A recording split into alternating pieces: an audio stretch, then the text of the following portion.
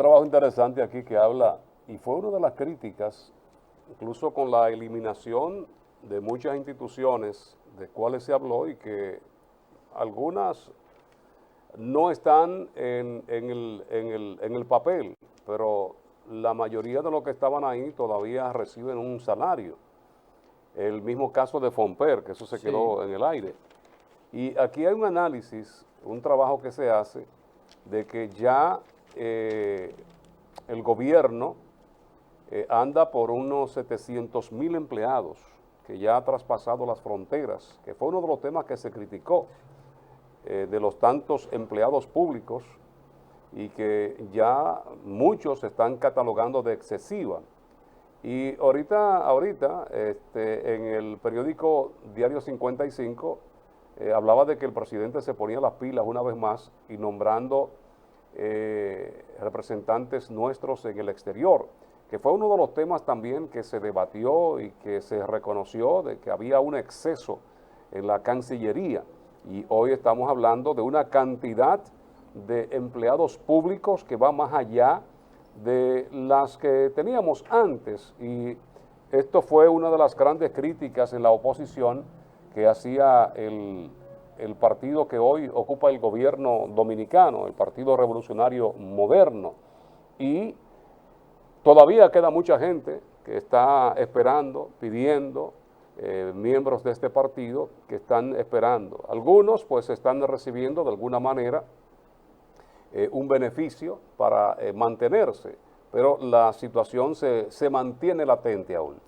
Hay un tema con eso que mi amigo José Rijo Presbot no supo explicar y medio se formó un conflicto con la Margarita Cedeño, y era que mucha gente, hemos visto mucho escándalo de PLDistas que dicen que no le dan las prestaciones. Y ustedes saben cuál es el problema de ese tema, que había muchos PLDistas que estaban en nominillas, fuera de nóminas o contratados, porque conozco casos de gente que no estaban en las nóminas. Entonces cuando van a reclamar 10, 7, 8 años, yo recuerdo que hay una amiga de infancia que trabajaba en los programas sociales y me dice, mira, me votaron. Traté de colocarla porque sé que ella tiene mucho tiempo y conocía, para que la dejaran, y me dijeron, no, es que no puedo. Le decía, pues entonces por lo menos dale las prestaciones. Tampoco se la puedo dar porque ella no estaba en nómina. Y ahí entonces se armó todo eso que dice José Rijo, que había gente contratada que hoy están en nómina, y por eso a veces se ve el aumento de las nóminas, que también generó ese tipo de cosas, muchos problemas, porque le decía yo a alguien que esa persona merecía eso, y ella me decía, sí, pero yo no puedo caer presa por dar unas prestaciones de alguien que no estaba en plantilla. Que se quedó el tema así en el debate de Margarita y Rijo Presbot, pero era eso lo que había, mucha gente en nominillas y mucha gente que hacían su trabajo, porque no era que no hacían su trabajo, sino que estaban en nominillas o contratados, porque esa persona que yo estoy describiendo, reconozco que trabajaba, pero nunca estuvo en nómina de los programas sociales, y como 12 años, 16 años que estuvo ahí, perdió su trabajo, perdió todos esos beneficios, porque no estaba en la plantilla de empleados que debió haber estado. Y por eso hemos visto el aumento en las nóminas, que también hay que revisarlo. Pero vamos a publicidad y volvemos. Fernando Puig, nuestro invitado del día de hoy.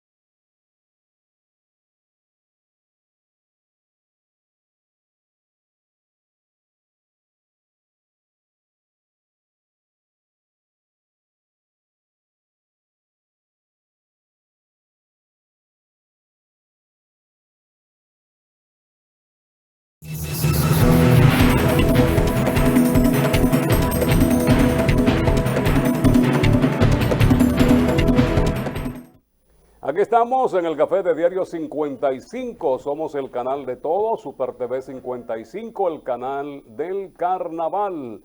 Hoy con la presencia de Fernando Puig, vicepresidente ejecutivo de la Cámara de Comercio y Producción de Santiago, además es economista, es académico, asesor financiero, y con él vamos a hablar de muchos aspectos importantes y ver cómo anda la Cámara y sobre todo lo económico que tanto siempre nos implica.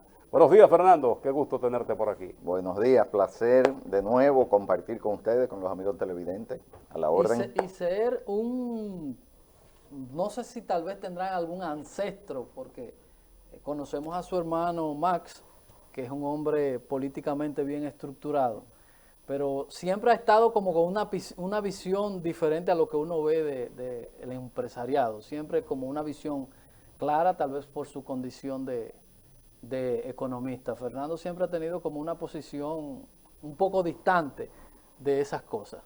¿Son ustedes o tenían algún ancestro de dónde vienen? Tú te has mantenido, pero está Max. Definitivamente que bueno, por un lado la preparación en economía da esa visión amplia. Y es algo que yo realmente me gusta ver, o sea, la visión amplia, pero en el ámbito político partidario que nunca hemos incursionado, pero sí ciertamente, tanto mi abuelo fue diputado cuando Horacio Vázquez, como mi papá fue candidato a la vicepresidencia por Unión Cívica en el 62, perdió junto con Viriato contra Juan Bosch. O sea, eso lo llevamos en la sangre, okay, aunque algunos no lo ejercemos de manera partidaria. Pasa lo mismo, y hago el símil de Fabricio con Guido. Guido Gómez Mazara, que es el político, y Fabricio está, que es el economista, que es el que siempre está detrás de escena. Sí, realmente nosotros optamos por el mundo empresarial, por el mundo del desarrollo institucional. Tuvimos muchos años también en negocios, en ONG, o sea, en otro ambiente. Muchos ejemplos, el caso de Narciso y su hermano, ¿cómo se llama? Sí, el que estuvo en Mina. Exacto, que estuvo en Mina, economista también, el otro es un hermano, Antonio Isaconde. Uno de la izquierda, político activo, y el otro es un técnico. Exacto. Fernando, hablemos, y decía yo ahorita eso, que quienes nos gusta la economía social vivimos siempre enfrentados con lo que le gusta en la econometría, que crecimos, que avanzó, entonces uno dice que desembolsan tantos millones, uno dice, pero no llegó. La realidad económica de hoy, porque hemos insistido en el crecimiento, que la estabilidad del crecimiento, pero cuando tú ves los elementos sociales, tú dices, hay una ficha aquí que no está encajando, porque... Mira, ciertamente que la economía dominicana muestra el principal crecimiento en los últimos 60 años, 50 y pico de años, en América Latina. Pero hay un talón de Aquiles, y es la distribución de esa riqueza. Sabe que el crecimiento al final se mide por promedios, y los promedios son engañosos. Los promedios hay que saberlo manejar, porque por ejemplo, si nosotros dos en promedio estamos enfermos, tú puedes estar vivo y yo muerto. Sí. Entonces, pero en promedio estamos enfermos, entonces los promedios son engañosos, pero ciertamente que la economía muestra un crecimiento sostenido en el transcurso de estas décadas. Muchas veces uno no lo percibe porque el sector de uno no es el que ha crecido, pero cuando uno coge y mira otras, o sea, zona franca, comunicaciones, construcción, que siempre se han mantenido, turismo, o sea, turismo, ¿cuánta gente empleaba hace 20 o 30 años? Sí. ¿Y cuánto emplea hoy en día? Y además de eso, además de tener ese crecimiento, la economía dominicana, como dijimos en estos días desde la Cámara, tiene una diversidad de sectores que la hacen particularmente interesante, porque esa diversidad es lo que ha permitido la recuperación en gran medida, o sea, la reactivación de la economía después de toda esta pandemia. Claro, hay puntos, hay pilares que hay que reforzar, que hay que mejorar para que ese crecimiento sea más inclusivo, sea más regionalmente diversificado también. Hay zonas que no acaban de avanzar, pero tenemos bondades y tenemos en mi opinión, posibilidades de afianzar ese crecimiento y de hacerlo más sostenible. Pero un crecimiento donde se puede destacar, Fernando, de que la brecha ha ido distanciándose, Claro. mucho más ricos ahora de ciertos sectores que aprovecharon la pandemia, pero una clase... Sí. Ese es uno de los puntos débiles. O sea, y eso es porque han faltado políticas que equilibren eso, porque muchos de los incentivos, muchos de los subsidios, al final de cuentas, a donde van a parar es a la clase más pudiente, que más puede agregar valor. Por ejemplo, ahora mismo hay una queja con los combustibles, con el transporte. Sin entrar en detalle, ¿verdad? O sea, si se elimina, tenemos que estar claros, si se eliminan una de las principales fuentes de financiamiento del presupuesto nacional, claro, son los combustibles.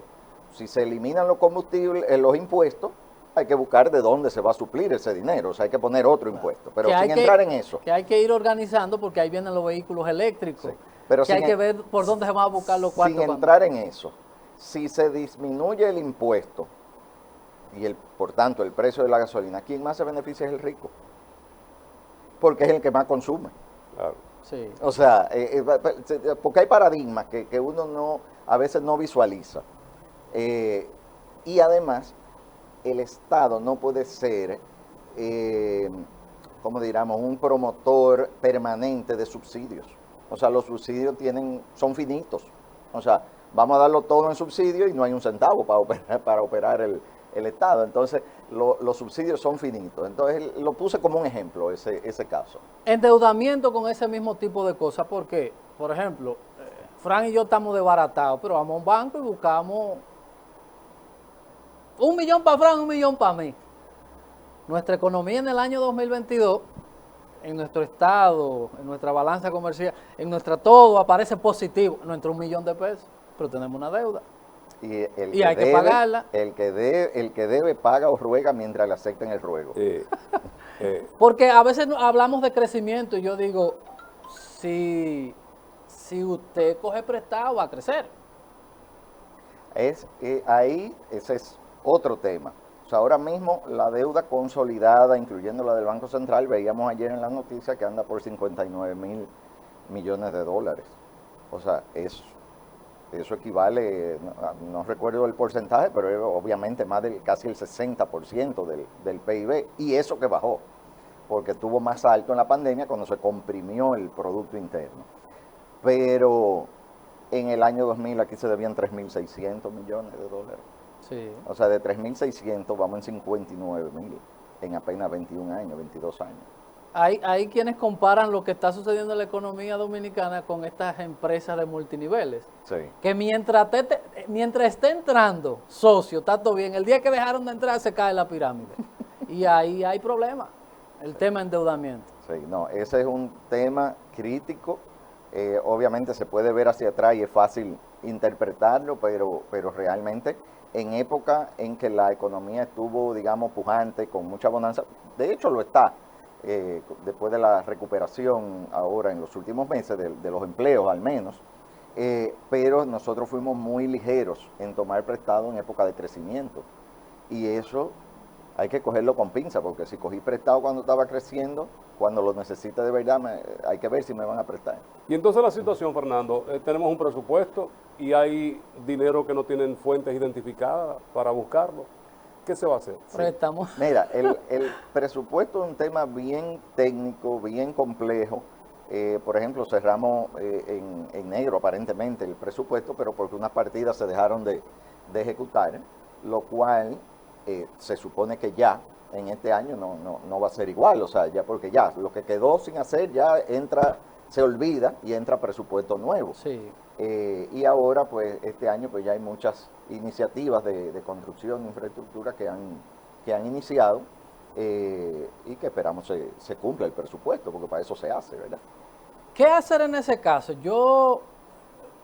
A mí me encanta la política, pero la política no de andar voceando en una caravana y de que sentándose, sino la política. Veía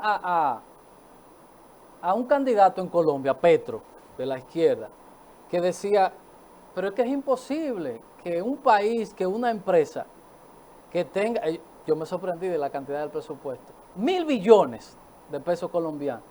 Usted no me puede hacer un presupuesto de 1.000 billones cuando nosotros lo que tenemos la capacidad es de 800. ¿Cómo hacer con esto, Fernando? Porque ajustar eso significaría hacer recortes, porque todos los años por ley le aumentamos un 5% y eso nos va generando déficit. Y él dice, imagínese una empresa que venda 100 y solamente administrativamente gaste 120 para mantenerla administrativa. ¿Cómo puede mantenerse a flote? Mira, en el caso, o sea, así como estoy criticando el endeudamiento bien manejado, bien administrado, es una fuente, es un eslabón pivotante o un disparador, si se quiere, de la economía para acelerar el crecimiento. O sea, bien invertido, el endeudamiento es una palanca, era la palabra que estaba buscando, es una palanca que impulsa el crecimiento. Todo está en conseguir la condición adecuada y ponerlo de manera que genere un crecimiento que pague ese endeudamiento. Vamos a brindarle una taza de café Santo Domingo a Fernando. Café Santo Domingo, gracias. Sabor que empieza en el aroma. Café Santo Domingo y estas 3 variedades de café 100% dominicano, Gran Sierra, Suardí y Perla Roja. Otro problema, calidad del gasto, porque ahí está el problema. El 86% se va en gasto corriente. Entonces nos endeudamos en algo que no es productivo y está el problema. Hace 30 años, por decir un tiempo atrás, el gasto era 50% gasto de capital, infraestructura, carretera y 50% gasto corriente. Hoy en día es efectivamente 86% gasto corriente y apenas 14% de activo fijo, de activo reproductivo, vamos a decir. Y lo que hacemos entonces lo queremos mandar a... Y eso viene así desde hace 12, 13, desde el 2007 sí. Más o menos. Leonel Fernández acabó con todo aquí, que trajo ese modelo, que yo pensaba que íbamos a salir de Valdés Albizu y ese tipo de modelo, para ver si nosotros lográbamos conseguir un poquito más de desarrollo de la gente. ¿Nos quedamos o vamos a publicidad, Colin?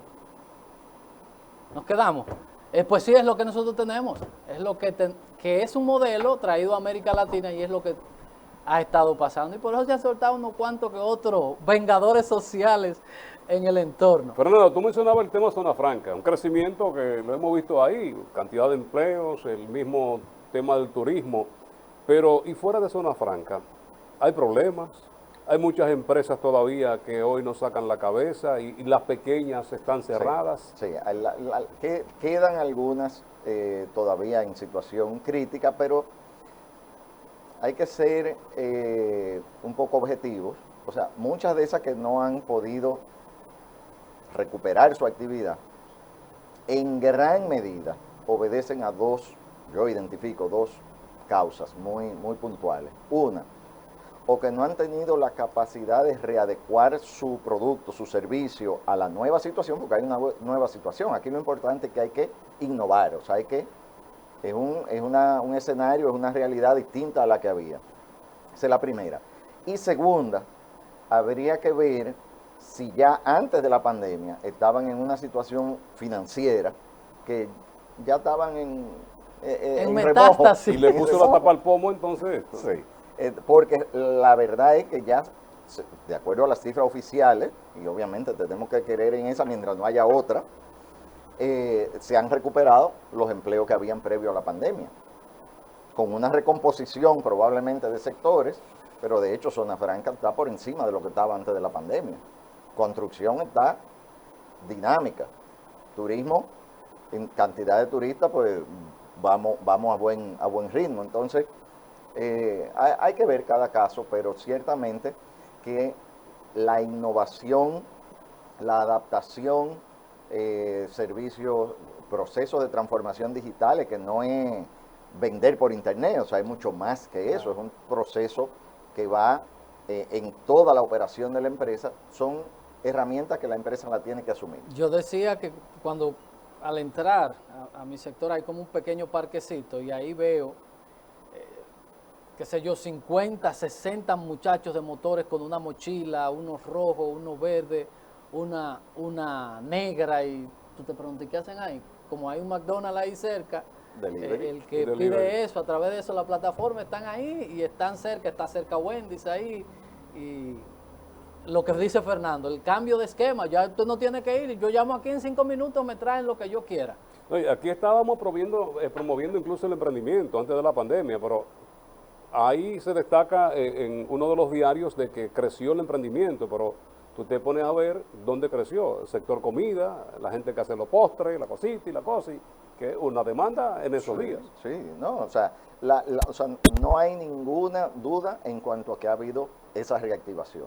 O sea, pensemos cómo estábamos hace 18 meses, o sea, estábamos Viendo por la ventana, presos. y es una realidad que no, a eso hay que agregar, y empatando con tal vez con la primera pregunta al principio, hay una realidad que es, en cuanto al crecimiento, que hay un factor de incremento de precios.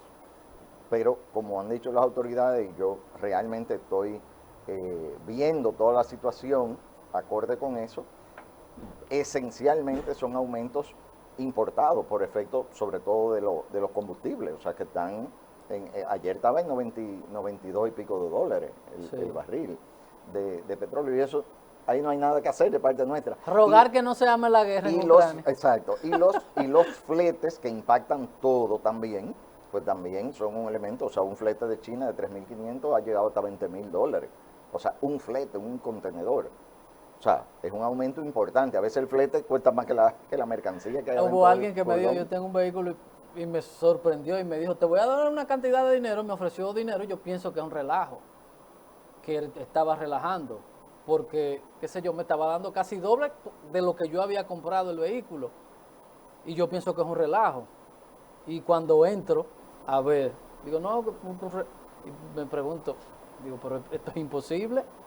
Esto es imposible. Aumento de los vehículos usados. Y me dice, sí, me dice, es que no están llegando esas guaguas aquí, ya no las están trayendo y las que hay no están en esa condición y tan carísimas. Yo me quedé sorprendido. Sí. Pero ahí entró el asunto y dice, si la vendes en Es eso, que tú va a vas a comprar. creer que te está ganando algo, pero si tú vas a comprar algo, vas a tener que buscar más dinero. Y le dije, no, dejemos eso ahí, que es donde la gente cae en un Claro, gancho. De claro. decir, la compré por 300, la vendo en 500, me gané el mazo y cuando vayas a comprar, lo que tú querías comprar te va a salir más caro. Claro. Fernando, pues después de la pausa.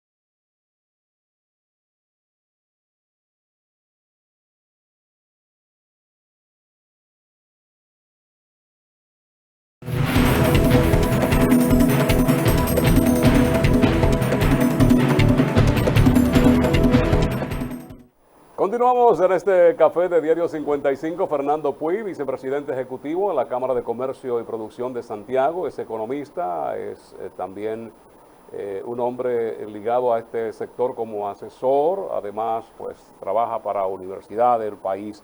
Fernando, tú hablabas el factor externo, tanto influye en la economía de la República Dominicana, el tema de la inflación, que ha sido uno de lo más debatido en los últimos días, pero ¿hasta dónde es factible el hacer las comparaciones?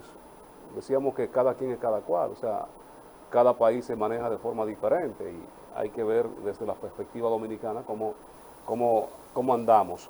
Cuando hacemos las comparaciones, no, porque el petróleo está allí a tal precio, pero el poder adquisitivo nuestro no es el mismo que en otros lados. Sí, bueno, lo que vemos es lo siguiente, o sea, nosotros como economía somos una economía bastante abierta, altamente abierta. ¿Qué quiere decir esto? Que gran parte de nuestro PIB está impactado por compras o ventas al extranjero. O sea, un alto componente porcentual de toda nuestra producción tiene que ver con los mercados internacionales. Distinto a otras economías, como pudiera mencionarte la de Brasil, por decir algo, que tiene mucha producción interna, con insumos internos, con venta interna, entonces es menos abierta, o sea, menos propensa a los impactos internacionales. En el caso nuestro, una economía no solo pequeña, sino que no tiene una fortaleza exportadora, no ha sido nuestra cultura la exportación, factor a trabajar, entre paréntesis. Entonces, ¿qué pasa? Que lo que sucede en los mercados internacionales pues nos impacta de manera importante. En ese entorno era que decíamos que el precio de los fletes, el precio del petróleo, pues impacta de manera importante prácticamente en toda la estructura productiva nuestra.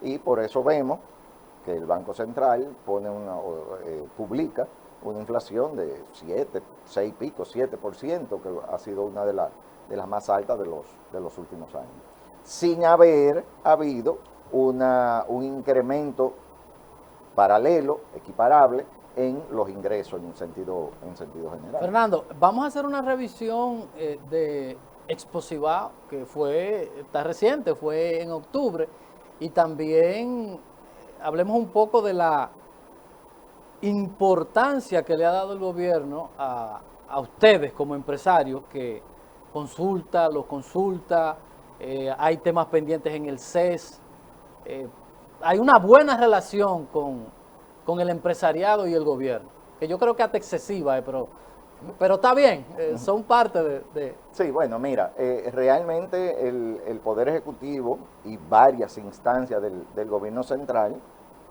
tradicionalmente han utilizado a Exposivao como un escenario para dar a conocer sus iniciativas, pero en esta última versión, pues el presidente en persona participó y anunció una serie de obras para Santiago que esperamos se concreticen. Estamos vigilantes de que eso coja su curso, porque anunció una inversión de más de 40.000 millones de pesos para Santiago.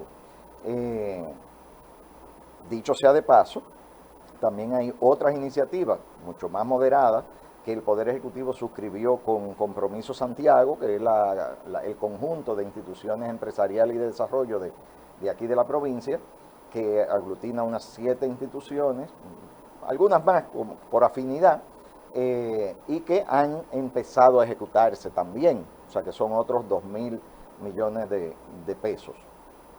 Entonces, ciertamente que, como decía, Exposivao sirvió de plataforma para dar a conocer esto, y ya empezamos a trabajar en la versión de este año. Todavía estamos aterrizando algunas cosas, pero a finales del mes de septiembre pues tendremos Exposivao. ¿Y la pasada cómo anduvo? Bueno, tenemos que recordar que en el año 2020, plena pandemia, la Cámara de Comercio y Producción de Santiago implementó el primer evento de su género en República Dominicana totalmente digital, totalmente virtual. Hicimos nosotros la plataforma, o sea, se creó todo, se hizo todo de un salón en el edificio empresarial.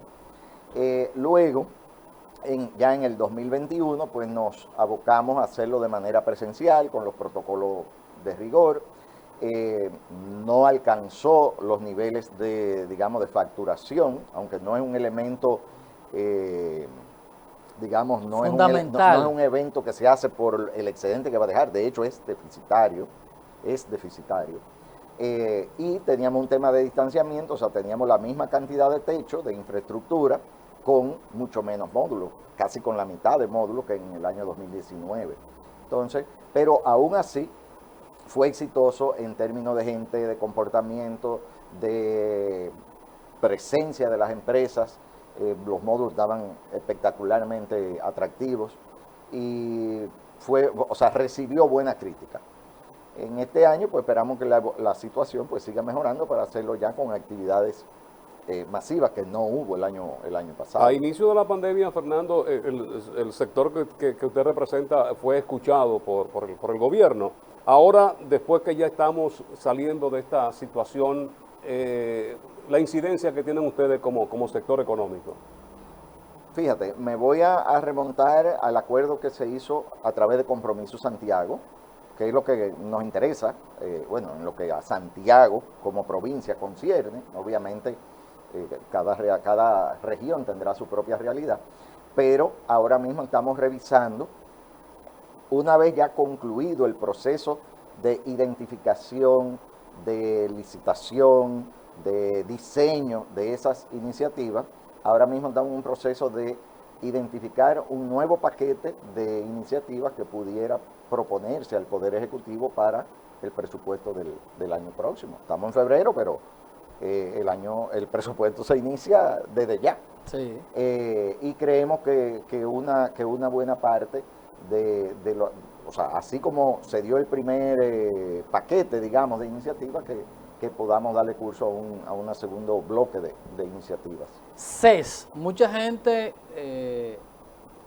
que entiende que ya para esta altura de juego íbamos a tener otra cosa, porque tenemos un esquema político que se supone que el escenario de debatir los temas debe ser el Congreso Nacional, pero a veces uno dice, con lo que uno tiene que lo represente, mejor que aunque lo fuñan, que se lo lleven para allá, porque a veces uno ve un reguero de disparatoso congresista, que uno dice, su participación, Santiago está en el CES, ustedes que son parte de instituciones, sí. ¿Qué temas están tratando? Fíjate, ¿cuál es el interés? Desde la última reforma, desde hace un par de décadas, 2007 creo, no recuerdo, no preciso la fecha, en esa reforma constitucional se creó el Consejo Económico y Social en la Constitución, o sea, un espacio constitucional para discusión de temas puntuales, por los tres sectores que conforman el CES, que es el sector empresarial, sector laboral y el sector social, con 15 representantes de cada uno de los sectores de manera igualitaria. Entonces, nosotros como Cámara estuvimos siendo parte todo el tiempo, participando en las reuniones del CES, mientras todo el proceso del pacto educativo, pacto eléctrico. Luego hubo una reconformación, si se quiere, de la representación, y seguimos participando, pero a través del CONEP, del Consejo Nacional de la Empresa Privada. Y recientemente vimos que el presidente sometió unas 12 reformas en salud, agua, desarrollo institucional, transformación digital, seguridad social, la de ayer, política exterior y migración. Entonces, esos 12 temas se le encomendó al CES que los dilucide, o sea, que busque el consenso sobre propuestas que puedan surgir. Y ya se han iniciado la mayoría de estas mesas de discusión. Nosotros, como Cámara, estamos participando como representantes del sector empresarial en 3 de ellas que ya han iniciado y una que queda por iniciar. O sea, estaríamos presentes en cuatro de estas mesas. Y el proceso, yo creo que es importante plantear al público cómo esto funciona.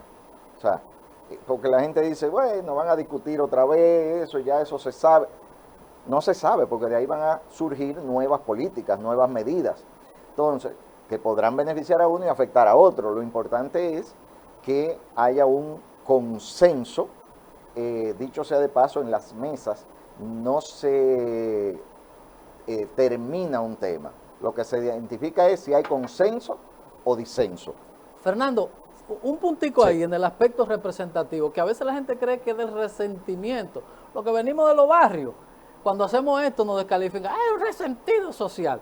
La representatividad, tú trataste un tema que se ha manejado con irresponsabilidad en República Dominicana, que es el tema migratorio. Y hay una élite que ve eso y te hablan a ti que la invasión, porque en el 1844 tú dices, pero ¿por qué no puede ser? Hay representatividad, aunque están los sectores fácticos, pero a veces la visión. Es decir, ahí están las cúpulas de los partidos, ahí están las cúpulas empresariales, las cúpulas eclesiásticas, que tienen realidad muy diferente a la de la mayoría, y a veces las cosas se traban o se crean los conflictos, como por ejemplo el caso del fideicomiso y este tipo de cosas. ¿Tiene eso la representatividad necesaria o qué habría que mejorar? Mira, yo te diría que sí, porque como tú bien dices, hay una diversidad de sectores y de instituciones representados, desde las diferentes iglesias, las diferentes entidades sociales, no necesariamente iglesias, que son parte de cada mesa. O sea, cada mesa tiene alrededor de 38 participantes, o sea, creo que son 15 por los partidos políticos que han sido incorporados a la discusión de cada mesa, de manera que cuando se llegue a un documento final en un tema, no haya que ir a los partidos a ver si van o no a aprobar, sino que estén desde el inicio en la discusión del tema, para que ya eso fluya como consensuado, si fuera la palabra apropiada, o no se plantee algo que no sea de consenso. Y por ejemplo, si yo fuera diputado y me llevan un disparate como, que salga un disparate como el que salió de migración, de carné y de meterse a la maternidad, de asaltar las maternidades, yo digo, yo como diputado yo no apruebo eso.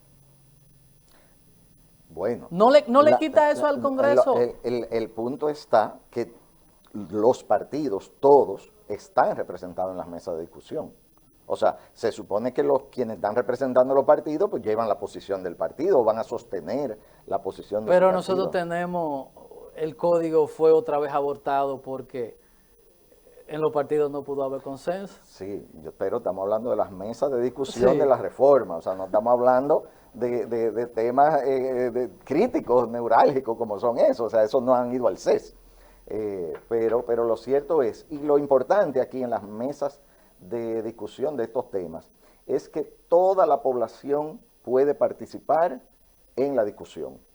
En cada mesa se parte de una propuesta inicial borrador, donde hay una serie de iniciativas, y ahí en la mesa y el público en general a través de 2 plataformas puede hacer 3 aportes.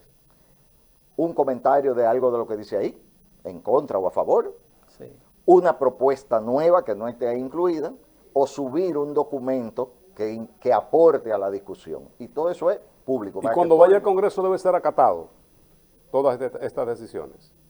Bueno, la idea de que participen los partidos políticos es precisamente eso, porque incluso la participación, los partidos mayoritarios tienen 3 representantes cada uno y los minoritarios tienen Tenemos 1. que ir a la publicidad, Fernando. No es un asunto como de los presidentes decir, eso no lo hice yo, sino como compartir la culpa. No será cortitico para irnos a la... Porque yo digo...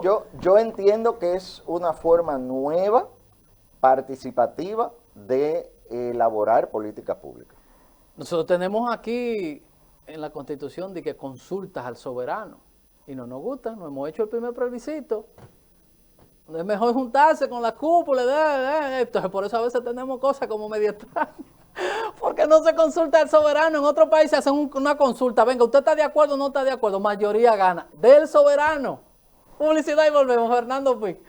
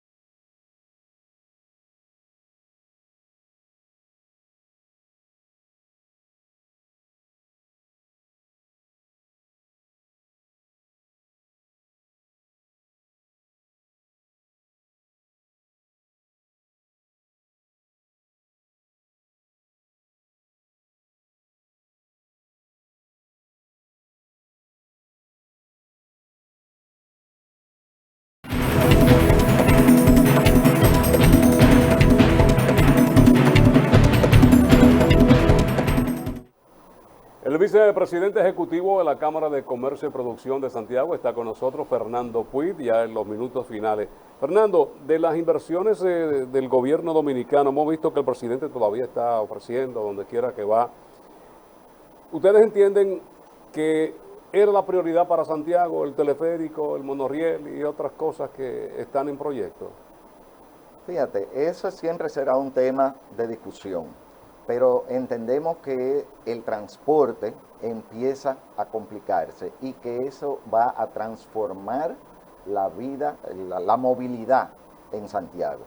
Creemos que eso va a facilitar, sobre todo en la periferia de algunos sectores alejados, la movilidad de gente que usa transporte individual, o sea, y que realmente para ser eficiente debe hacerse colectivo. De esa magnitud de inversión hay algunas iniciativas que están en carpeta, que están pendientes, que por ejemplo, para mencionar una en específico, en estos días, la semana pasada, teníamos una reunión, todo el equipo técnico de Compromiso Santiago, en Corazán, el famoso colector 10. Sí. Hace falta. Es una inversión cuantiosa, pero eso no se ve, eso está abajo de la tierra. Entonces hay que equilibrar entre una cosa y otra. Esperamos que se pueda iniciar esa obra en el futuro cercano, pero definitivamente que el monorriel y el teleférico van a cambiar el aspecto, la movilidad y la visión de desarrollo de Santiago. Creemos que va a impactar positivamente nuestra ciudad y nuestro entorno. Fernando, un mensaje cortitico a los afiliados al país. Es Fernando, porque el otro día que estuviste aquí, alguien me dijo, cónchale, pero está con Max. Digo, no, es Fernando, que es su hermano, porque se parecen un poco, es mayor que tú. Sí, mucho. ¿Mucho? Mucho. Fernando, un mensaje final. Bueno, lo primero es que tenemos que ser receptivos, apoyar las iniciativas de desarrollo de las diferentes instituciones. Creemos en Santiago como ciudad, como segunda ciudad, con los retos que tienen las segundas ciudades.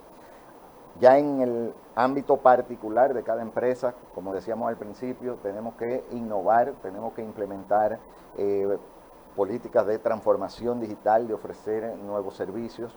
Creemos en la ciudad, la provincia y nuestro país para desarrollar nuevas empresas, y en ese sentido, como institución, como Cámara, pues estamos prestos a brindar información, apoyar, a tramitar, a enlazar, a hacer networking entre diferentes espacios para que el empleo y la calidad de vida en Santiago pues siempre vayan mejorando.